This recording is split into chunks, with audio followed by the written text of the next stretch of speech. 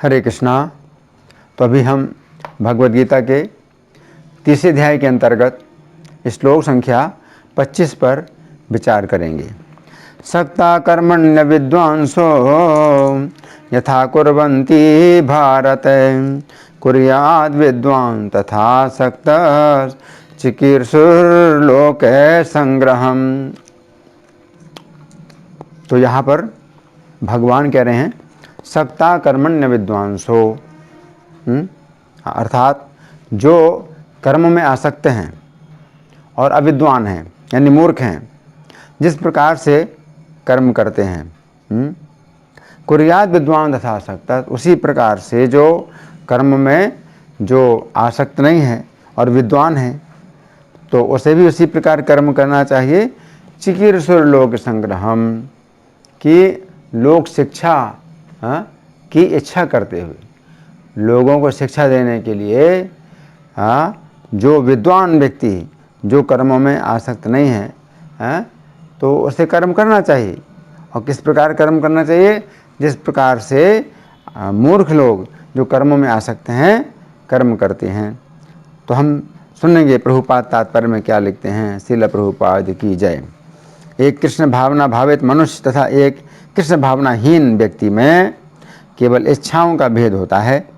कृष्ण भावना भावित व्यक्ति कभी ऐसा कोई कार्य नहीं करता जो कृष्ण भावनामृत के विकास में सहायक ना हो, यहाँ तक कि वो उस अज्ञानी पुरुष की तरह कर्म कर सकता है जो भौतिक कार्यों में अत्यधिक आसक्त रहता है।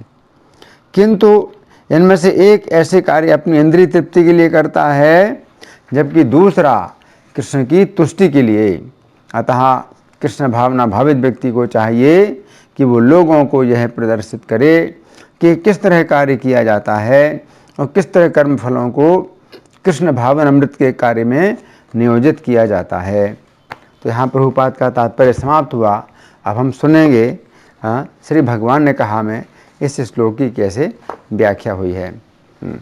श्लोक संख्या 19 में भगवान ने कहा था कि जो व्यक्ति कर्म फल में आसक्त हुए बिना कर्म करता है वो परम पुरुष अर्थात श्री कृष्ण की प्राप्ति करता है। फिर श्लोक संख्या 20 में जनक आदि राजाओं का उदाहरण देकर भगवान ने अर्जुन से कहा कि सामान्य जनता को भी कर्म में लगाने के लिए उन्हें कर्म करना चाहिए। श्लोक संख्या 21 में भगवान ने कहा कि श्रेष्ठ व्यक्ति जिस प्रकार कर्म करता है सामान्य लोग उसी प्रकार कर्म करते हैं। अतः अर्जुन के ऊपर ये भार है कि वे इस प्रकार कर्म करें ताकि उनका अनुगमन करते हुए सामान्य लोग लाभान्वित हो सकें। फिर श्लोक संख्या 22 में भगवान ने स्वयं अपने विषय में बतलाया कि उन्हें तीनों लोकों में कोई भी वस्तु प्राप्त करने की आवश्यकता नहीं है, फिर भी वे कर्म करते हैं। फिर श्लोक संख्या 23 और 24 में भगवान ने कहा कि यदि वे सावधानी पूर्वक कर्म ना करें तो सामान्य लोग भी उन्हीं की तरह करेंगे और इस प्रकार उनका सर्वनाश हो जाएगा। अब इस श्लोक में भगवान बतला रहे हैं कि देखने में तो ऐसा लगता है कि जिस प्रकार सामान्य लोग कर्म करते हैं उसी प्रकार आत्मज्ञानी व्यक्ति भी कर्म कर रहा है, परंतु अंतर ये है कि सामान्य लोग तो अपनी इंद्रिय तृप्ति के लिए कर्म करते हैं जबकि आत्मज्ञानी व्यक्ति अपनी इंद्रिय तृप्ति के लिए नहीं बल्कि सामान्य लोगों को कर्म में लगाए रखने के लिए कर्म कर रहा है। तो भगवान इस श्लोक में कह रहे हैं सक्ता कर्मणि अविद्वांसो यथा कुर्वन्ति भारत, अर्थात हे अर्जुन जिस प्रकार कर्म में आसक्त अज्ञानी जन कर्म करते हैं। इस भौतिक जगत में जितने भी जीव हैं वे सभी इंद्रिय भोगों में आसक्त हैं। उनमें से उन्हें मनुष्य का जीवन प्राप्त हुआ है, उन्हें वैदिक शास्त्र शिक्षा देते हैं। समझना है, उनमें से जिन्हें मनुष्य का जीवन प्राप्त हुआ है उन्हें वैदिक शास्त्र शिक्षा देते हैं कि यदि वे सुरक्षित रूप से इंद्रिय भोग करना चाहते हैं तो उन्हें कुछ ऐसे शुभ कर्म करने चाहिए जिनके फलस्वरूप अगले जीवन में उन्हें इंद्रिय भोग भी प्राप्त होंगे तथा उन्हें भोगने की शक्ति भी प्राप्त होगी। जो लोग वैदिक शास्त्रों के इन आदेशों का ना तो पालन ही करते हैं, उन्हें अगले जीवन में ही विश्वास करते हैं बल्कि अपने मनमाने ढंग से इंद्रिय तृप्ति के कार्यों में लगे रहते हैं, उन्हें विकर्मी कहा जाता है। ऐसे विकर्मी लोग शास्त्रों के विरुद्ध कर्म करने के कारण पापों में लिप्त होकर अगले जीवन में दुर्गति प्राप्त करते हैं। अब इन विकर्मी लोगों के विपरीत एक दूसरे प्रकार के लोग होते हैं जो कर्मी कहलाते हैं, जो शास्त्रों के अनुसार शुभ कर्मों में अपना मन लगाते हैं ताकि उन्हें अगले जीवन में सुरक्षित रूप से इंद्रिय भोग प्राप्त हों। यद्यपि ये कर्मी कर्म बंधन से तो मुक्त नहीं होते हैं, परंतु फिर भी ये उन विकर्मियों से तो श्रेष्ठ हैं जो शास्त्रों के विरुद्ध कर्म करके अगले जीवन में नरक की प्राप्ति करते हैं अथवा पशु पक्षियों का शरीर प्राप्त करते हैं। ऐसे कर्मी लोगों के लिए भगवान कहते हैं कि वे कर्मों में आ सकते हैं, परंतु यदि हम विचार करें कि वे कर्मों में क्यों आ सकते हैं तो हमें पता चलता है कि वे कर्मों में इसलिए आ सकते हैं क्योंकि उन्हें शास्त्रों में तथा शुभ कर्मों में पूरी श्रद्धा है कि उन्हें अगले जीवन में इंद्रिय भोगों की प्राप्ति होगी। इस प्रकार हम कह सकते हैं कि ऐसे लोग कर्म फल में आसक्त होने के कारण ही कर्म में आसक्त हैं। वे आलस्य को छोड़कर सावधानी और तत्परतापूर्वक कर्म करते हैं क्योंकि उनकी मान्यता है कि कर्मों को करने में कोई कमी आ जाने से उनके फलों में कमी आ जाएगी, अतः वे कर्मों में आ सकते हैं। उनके लिए ये अच्छा है कि वे ऐसे शुभ कर्मों में लगे हुए हैं, अन्यथा क्या होगा यदि वे ऐसे शुभ कर्मों में व्यस्त ना हों तो स्वाभाविक है कि वे रजोगुण के प्रभाव से इंद्रिय भोगों में लग जाएंगे। इसलिए रजोगुणी व्यक्ति के लिए ये आवश्यक है कि वो शास्त्रों के अनुसार शुभ कर्म में लगा रहे। तो यहाँ पर भगवान कह रहे हैं, हे अर्जुन, कर्मों में आसक्त अविद्वान लोग जिस प्रकार कर्म करते हैं। तो इस विषय में गीता के दूसरे अध्याय के श्लोक संख्या 42-43 में भगवान कहते हैं, अल्पज्ञानी मनुष्य वेदों के उन अलंकारिक शब्दों के प्रति अत्यधिक आसक्त रहते हैं जो स्वर्ग की प्राप्ति, अच्छे जन्म, शक्ति इत्यादि के लिए विविध सकाम कर्म की संस्तुति करते हैं। इंद्रिय तृप्ति और ऐश्वर्यमय जीवन की अभिलाषा के कारण वे कहते हैं कि इससे बढ़कर और कुछ नहीं है।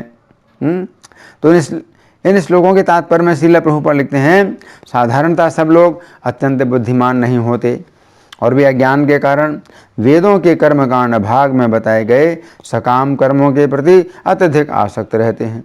वे स्वर्ग में जीवन का आनंद उठाने के लिए इंद्रिय तृप्ति कराने वाले प्रस्तावों से अधिक कुछ नहीं चाहते, जहाँ मदिरा और तरुणियाँ उपलब्ध हैं और भौतिक ऐश्वर्य सर्वसामान्य है। तो यहाँ पर भगवान कहते हैं, सक्ता कर्मण्य विद्वान सो यथा कुर्वन्ति भारत है, अर्थात कर्मों में आसक्त मूर्ख लोग जिस प्रकार कर्म करते हैं। हे भारत, तो यहाँ पर हम देखते हैं कि भगवान जिस समय कर्मों में आसक्त अज्ञानी लोगों की बात कहते हैं उस समय अर्जुन के लिए उन्होंने भारत शब्द का प्रयोग किया है। यद्यपि अर्जुन का भारत नाम इसलिए पड़ा क्योंकि वे शकुंतला के पुत्र भरत के वंशज हैं, परंतु यदि हम भारत शब्द पर विचार करें तो इस शब्द के अन्य अर्थ भी निकलते हैं। भारत शब्द दो शब्दों से मिलकर बना है, भा तथा रत।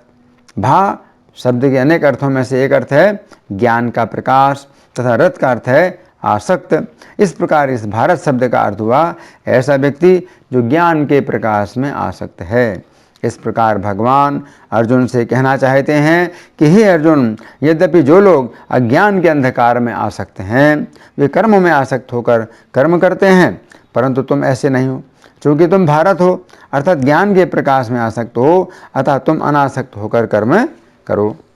अब इस श्लोक की अगली पंक्ति में भगवान कहते हैं, कुर्याद विद्वान तथा असक्तः, अर्थात विद्वान तथा अनासक्त पुरुष उसी प्रकार कर्म करे। तो पिछली शिक्षा में भगवान ने यथा शब्द का प्रयोग किया था और इस शिक्षा में भगवान ने तथा शब्द का प्रयोग किया है। यथा शब्द का अर्थ है जिस प्रकार और तथा शब्द का अर्थ है उसी प्रकार। पिछली शिक्षा में भगवान ने उन लोगों की चर्चा की थी जो कर्मों में आसक्त हैं और अविद्वान हैं, और इस शिक्षा में भगवान ने उन लोगों की चर्चा की है जो कर्मों में अनासक्त हैं और विद्वान हैं। इस प्रकार हम देखते हैं कि भगवान ने पिछली शिक्षा में जिस प्रकार के लोगों की चर्चा की थी, इस शिक्षा में भगवान उसके ठीक विपरीत प्रकार के लोगों की चर्चा कर रहे हैं। भगवान कह रहे हैं कि कर्म में आसक्त तथा अविद्वान अर्थात अज्ञानी लोग जिस प्रकार कर्म करते हैं, कर्मों में अनासक्त तथा विद्वान व्यक्ति भी उसी प्रकार कर्म करे। तो पिछली शिक्षा में भगवान ने कहा था कि कर्मों में आसक्त अज्ञानी लोग जिस प्रकार कर्म करते हैं। तो इस शिक्षा में भगवान कोई आज्ञा नहीं दे रहे हैं, बल्कि एक उदाहरण दे रहे हैं कि कर्मों में आसक्त तथा ज्ञानी लोग अत्यंत सावधानी और तत्परतापूर्वक कर्म करते हैं, क्योंकि वे जानते हैं कि जितनी अधिक पूर्णता के साथ वे शुभ कर्म करेंगे, उतनी अधिक पूर्णता के साथ उन्हें इस जीवन में या अगले जीवन में भोग तथा ऐश्वर्य प्राप्त होंगे।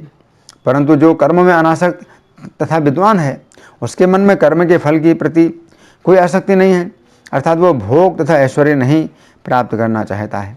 उसके द्वारा कर्म की उपेक्षा संभव है, अर्थात वो सोचता है कि चूंकि मुझे कर्म का फल तो भोगना नहीं है, अतः मैं कर्मों को अत्यंत सावधानीपूर्वक या तत्परतापूर्वक क्यों करूं? मैं अपने कर्मों को भार समझकर करूंगा।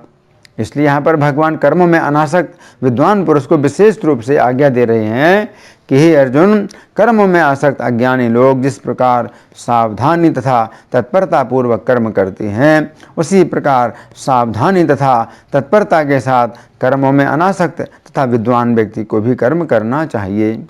श्लोक की प्रथम पंक्ति में भगवान का संकेत दुर्योधन के प्रति है तथा दूसरी पंक्ति में भगवान का संकेत अर्जुन के प्रति है। भगवान कहना चाहते हैं कि हे अर्जुन, जिस प्रकार दुर्योधन सावधानी और तत्परता के साथ युद्ध करना चाहता है, उसी प्रकार तुम युद्ध नहीं करना चाहते हो, परंतु मेरी आज्ञा है कि तुम भी उसी प्रकार सावधानी और तत्परता के साथ युद्ध करो। तो पिछली शिक्षा में भगवान ने उन लोगों की बात कही थी जो कर्मों में आसक्त हैं और अज्ञानी हैं। अब यहाँ पर प्रश्न उठता है कि क्या ये दो विशेषताएं अलग अलग हैं अथवा एक दूसरे से संबंधित हैं? हमें समझना चाहिए कि जो लोग कर्म में आसक्त हैं, उनके अंदर भोग तथा ऐश्वर्य की कामना है। और गीता 3:39 में भगवान कहते हैं कि ज्ञानियों के नित्य वैरी काम के द्वारा ज्ञान ढक जाता है। इस बात से पता चलता है कि भोग ऐश्वर्य की कामना होने के कारण व्यक्ति का ज्ञान ढक जाता है। अतः ये बात निश्चित है कि जो लोग भोगों की कामना के कारण कर्मों में आसक्त हैं, वे अज्ञानी हैं। इस प्रकार कर्मों में आसक्ति तथा अज्ञान ये दो विशेषताएं अलग अलग नहीं हैं, बल्कि एक दूसरे से जुड़ी हुई हैं। अब इस शिक्षा में भगवान उस व्यक्ति की बात कही है जो कर्मों में अनासक्त है तथा ज्ञानी है। तो जिस प्रकार हमने विचार किया था कि जो लोग कर्मों में आसक्त हैं वे अज्ञानी होते हैं, उसी प्रकार हम कह सकते हैं कि जो व्यक्ति कर्मों में अनासक्त है वो ज्ञानी है। तो भगवान ने कहा सक्ता कर्मणि अविद्वांसो, अर्थात तो पहली शिक्षा में पहले बात आई है कर्मों में आसक्त होने की, और फिर बात आई है अविद्वान अर्थात मूर्ख होने की। अब इस शिक्षा में भगवान कह रहे हैं विद्वान तथा असक्तः। तो इस शिक्षा में पहले बात आई है विद्वान होने की और फिर बात आई है अनासक्त होने की। इस प्रकार पहली शिक्षा से पता चलता है कि पहले व्यक्ति कर्मों में आसक्त होता है, फिर वह मूर्ख बनता है।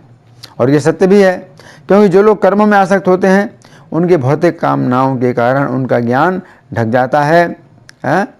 फिर दूसरी शिक्षा के अनुसार पहले व्यक्ति विद्वान बनता है, फिर वो अनासक्त होता है।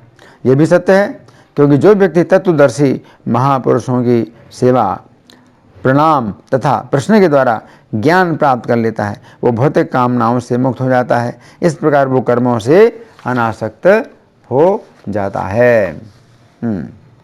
तो यहाँ पर भगवान कह रहे हैं कि कर्मों में आसक्त अज्ञानी लोग जिस प्रकार कर्म करते हैं, उसी प्रकार अनासक्त तथा ज्ञानी व्यक्ति कर्म करे। हम देखते हैं कि भगवान ने कर्मों में आसक्त तथा ज्ञानी के लिए बहुवचन का प्रयोग किया है, परंतु अनासक्त तथा ज्ञानी के लिए एक वचन का प्रयोग किया है। तो भगवान के द्वारा बहुवचन तथा एक वचन के इस प्रकार के प्रयोग से पता चलता है कि इस भौतिक जगत में कर्मों में आसक्त तथा अज्ञानी लोगों की संख्या बहुत अधिक है तथा अनासक्त ज्ञानी व्यक्ति लाखों में से कोई एक ही मिलता है। गीता 7:3 में भगवान कहते हैं कई हजार मनुष्यों में से कोई एक ज्ञान की सिद्धि के लिए प्रयत्न करता है, और इस तरह ज्ञान की सिद्धि प्राप्त करने वालों में बिरला ही कोई मुझे वास्तव में जान पाता है। इस श्लोक के तात्पर्य में श्रील प्रभुपाद लिखते हैं कि मनुष्यों की विभिन्न कोटियां हैं, और हजारों मनुष्यों में से शायद बिरला मनुष्य ही ये जानने में रुचि रखता है कि आत्मा क्या है, शरीर क्या है और परम सत्य क्या है। सामान्यतया मानव आहार, निद्रा, भय तथा मैथुन जैसी पशु वृत्तियों में लगा रहता है और मुश्किल से कोई एक दिव्य ज्ञान में रुचि रखता है। तो यहाँ पर भगवान कह रहे हैं कि जो कर्म में आसक्त अज्ञानी व्यक्ति है, वो जिस प्रकार कर्म करता है तो कर्म में अनासक्त ज्ञानी भी उसी प्रकार कर्म करे। तो दिनांक 17 दिसंबर 1976 को हैदराबाद में इस श्लोक पर प्रवचन देते हुए श्रील प्रभुपाद ने कहा, हमने तो कृष्ण भावनामृत को स्वीकार किया है। हल चलाना और खेती करना हमारा कार्य नहीं है। हम तो कहीं भी जा सकते हैं और 4-5 घरों में से प्रत्येक घर से आधी या चौथाई चपाती ले सकते हैं। हमें खेती करने की कोई आवश्यकता नहीं है, परंतु फिर भी हमें करना है। यहाँ पर कहा गया है कुर्यात, अर्थात अवश्य करना है। कुर्यात विद्वान तथा असक्तः, विद्वान व्यक्ति वह यह करेगा, परंतु असक्तः अर्थात उसकी आसक्ति नहीं है। कर्मी यदि कोई बेकार काम भी करते हैं तो वे उसमें आसक्त हो जाते हैं, परंतु जो व्यक्ति विद्वान है वह भी ठीक उसी प्रकार करेगा, परंतु अंतर यह है कि आसक्ति नहीं है। दिनांक 30 मई 1966 को न्यूयॉर्क में इस श्लोक पर प्रवचन देते हुए श्रील प्रभुपाद ने कहा, कृष्ण कहते हैं कि जिस प्रकार अपनी इंद्रिय तृप्ति में अत्यंत आसक्त मूर्ख लोग कर्म करते हैं, उसी प्रकार आध्यात्मिक ज्ञान में उन्नत व्यक्ति भी कार्य कर सकता है, परंतु इंद्रिय तृप्ति के लिए नहीं। तो अर्जुन ने इस श्लोक संख्या 1 में प्रश्न किया था कि हे केशव, आप मुझे इस युद्ध रूपी घोर कर्म में क्यों लगा रहे हैं।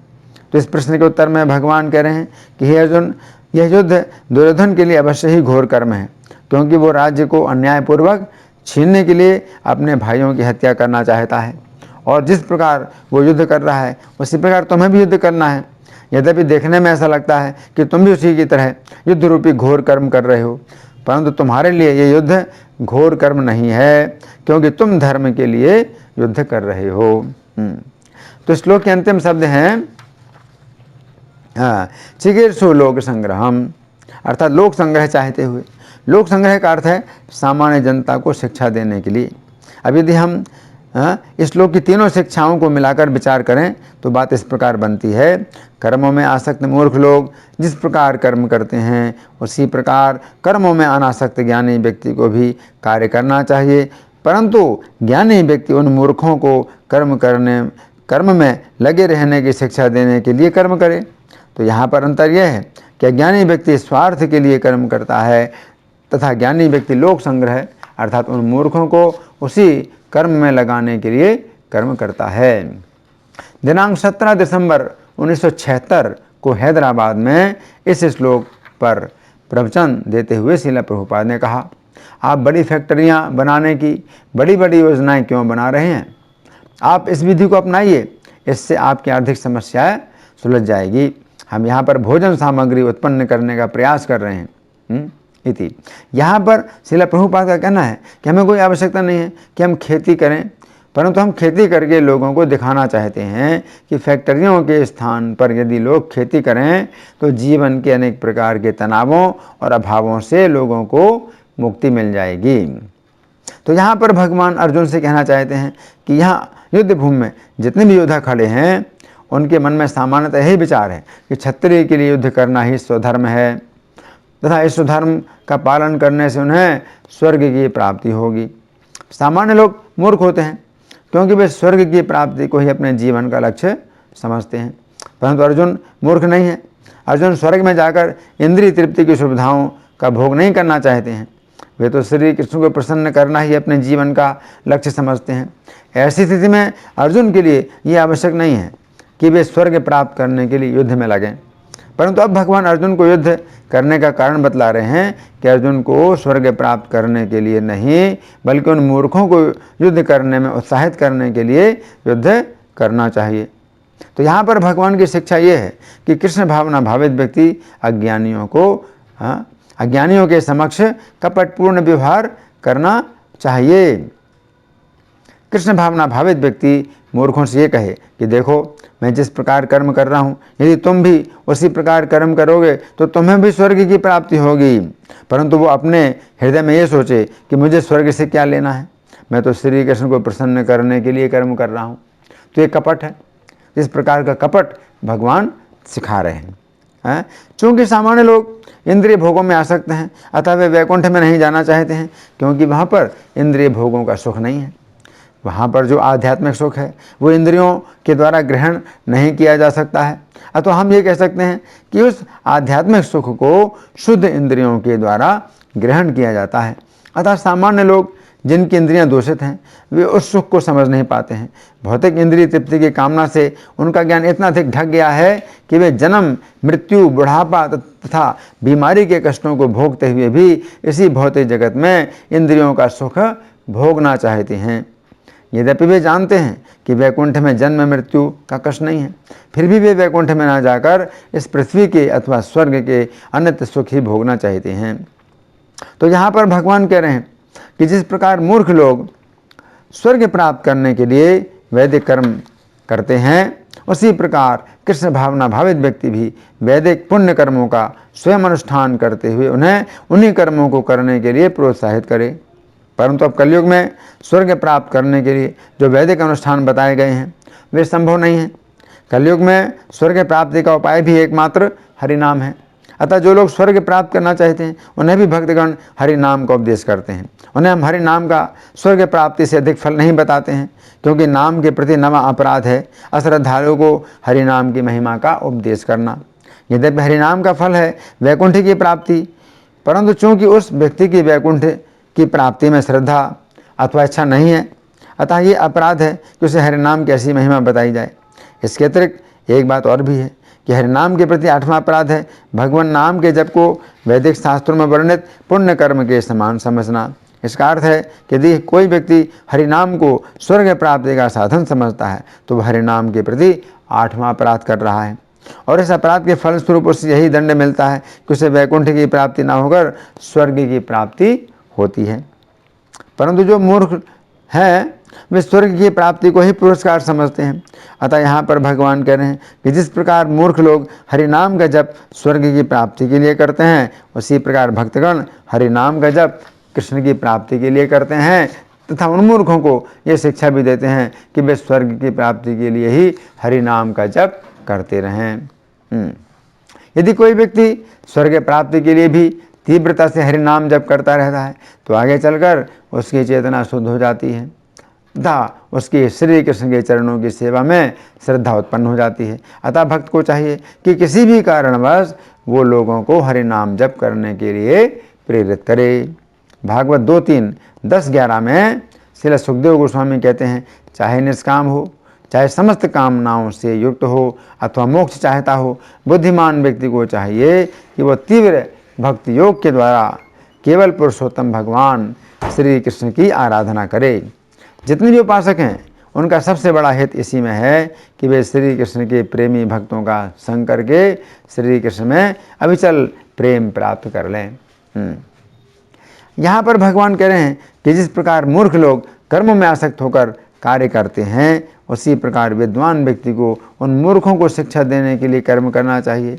इसका अर्थ है कि मूर्ख और विद्वान दोनों एक ही प्रकार का कर्म करते हैं, परंतु उद्देश्य में बहुत बड़ा अंतर है। यदि हम अमेरिका गमन के कर्म पर विचार करें तो हम कह सकते हैं कि अनेक मूर्ख लोग भारत से अमेरिका जाते हैं, किस लिए? धन प्राप्त करने के लिए। तथा श्रील प्रभुपाद भी अमेरिका गए, परंतु किस लिए? श्री कृष्ण का यश फैलाने के लिए। इस प्रकार श्रील प्रभुपाद ने मूर्खों को शिक्षा दी कि यदि भारत से बाहर कहीं जाना है तो जाओ, परंतु इंद्रिय तृप्ति अथवा धन प्राप्ति के लिए नहीं, बल्कि श्री कृष्ण का संदेश फैलाने के लिए। तो यहाँ पर भगवान कह रहे हैं कि जिस प्रकार मूर्ख लोग इंद्रिय तृप्ति के लिए कर्म करते हैं, विद्वान व्यक्ति भी उसी प्रकार कर्म करे। परंतु उन मूर्खों को उपदेश देने के लिए यदि हम आधुनिक वैज्ञानिक यंत्रों के प्रयोग पर विचार करें तो हम कह सकते हैं कि मूर्ख लोग हवाई जहाज, कंप्यूटर, छपाई खाना आदि वैज्ञानिक मशीनों का प्रयोग अपनी इंद्रिय तृप्ति के लिए करते हैं, जबकि हरे कृष्ण आंदोलन के भक्त इन्हीं वस्तुओं का प्रयोग श्री कृष्ण की सेवा के लिए अथवा श्री कृष्ण के संदेश को फैलाने में करते हैं। इस प्रकार वे मूर्खों को शिक्षा देते हैं कि किस प्रकार प्रत्येक वस्तु को श्री कृष्ण की सेवा में लगाना चाहिए। इस श्लोक के बंगाली पद्यानुवाद में श्रील प्रभुपाद लिखते हैं, विद्वानेर ये कर्तव्य अविद्वान सम बाह्यत आसक्त है कर्म समागम अंतरे आसक्ति चाहि अंतरे आसक्ति नाई लोकेर संग्रह अविद्वानेर है से ही कर्मे ते आग्रह। तो यहाँ पर श्रील प्रभुपाद लिख रहे हैं, बाह्यत आसक्त है अर्थात विद्वान व्यक्ति कर्मों के प्रति बाहर से आसक्त होता है, परंतु अंदर से वो कर्मों में आसक्त ना होकर श्री कृष्ण में आसक्त होता है। इस प्रकार वो कपट पूर्ण विधि के द्वारा अज्ञानी व्यक्ति को भी श्री कृष्ण की सेवा में लगाने का प्रयास करता है। तो यहाँ पर भगवान कह रहे हैं, सक्ताः कर्मण्य विद्वांसो यथा कुर्वन्ति भारत, कि जैसे जो मूर्ख लोग हैं कर्मों में आसक्त हैं और कर्म करते हैं, तो चूंकि वे कर्म में आसक्त हैं इसलिए कर्म कर रहे हैं, तो कर्म में आसक्त हैं इसलिए कर्म करते हैं, तो कर्म में आसक्त हैं वो। तो कर्मों में आसक्त होने का मतलब क्या है कि कर्मों की जो है वो बहुत चिंता करते हैं कि ये कर्म करने हैं, ये कर्म करने हैं, जरूर करना है ये कर्म है। क्यों? क्योंकि उनको फल भोगना है। वो जानते हैं कि इस कर्म का फल उनको भोग प्राप्त होंगे, ऐश्वर्य प्राप्त होंगे, तो वो जो है ऐसे कर्मों में आसक्त हैं। तो ऐसे विकर्मियों से भी अच्छे हैं कि विकर्मी लोग जो है वो वैदिक शास्त्रों के अनुसार जो है कर्म नहीं करते हैं, तो इंद्रिय तृप्ति के कार्यों में लगे होते हैं, तो वे विकर्मी कहलाते हैं, तो उनकी दुर्गति होगी। तो उनसे अच्छे हैं ये कर्मी अच्छे हैं, है ना। लेकिन जो भक्त होता है वो विद्वान होता है, वो कर्मों में आसक्त नहीं होता, लेकिन तो भी उसे कर्म उसी प्रकार करने चाहिए, उसी तत्परता के साथ करना चाहिए जिस तत्परता में अज्ञानी लोग कर्म करते हैं, है ना। चिकीर्षुर लोक संग्रहम, कि वो जो है लोक संग्रह की इच्छा करने के लिए वो कर्म करता है।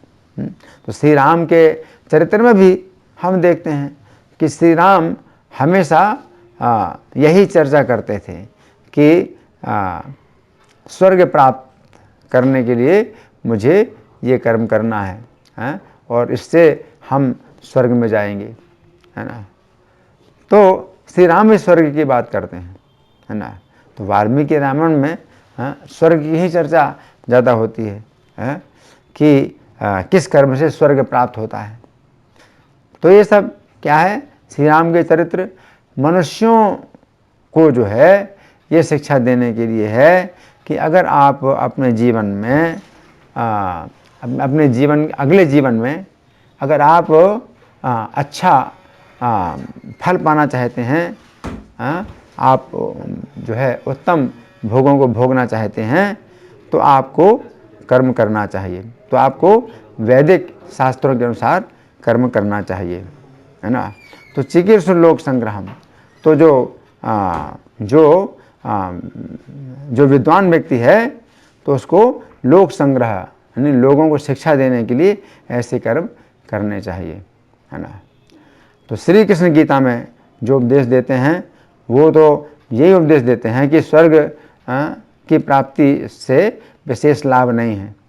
क्षीण पुण्य मर्त्य लोकम विशंति, पुण्य क्षीण होने पर दोबारा इस संसार में आना पड़ेगा, तो ऐसे स्वर्ग को पाने के लिए हम कर्म क्यों करें। तो ये बात जो है अर्जुन को भगवान गीता में शिक्षा देते हैं। तो गीता की शिक्षा बहुत ऊंची है। तो जो व्यक्ति गीता की शिक्षा को समझता है तो वो जो है विद्वान है। जो लोग गीता की शिक्षा को नहीं समझते हैं तो उनको जो है वो उनको भी कर्म में लगाया जाए कि वे स्वर्ग प्राप्ति के लिए कर्म करें, तो प्रोत्साहन देने के लिए। तो जो विद्वान व्यक्ति है वो अज्ञानियों को भी प्रोत्साहन देने के लिए कर्म करे। धन्यवाद। हरे कृष्णा। वो आया था।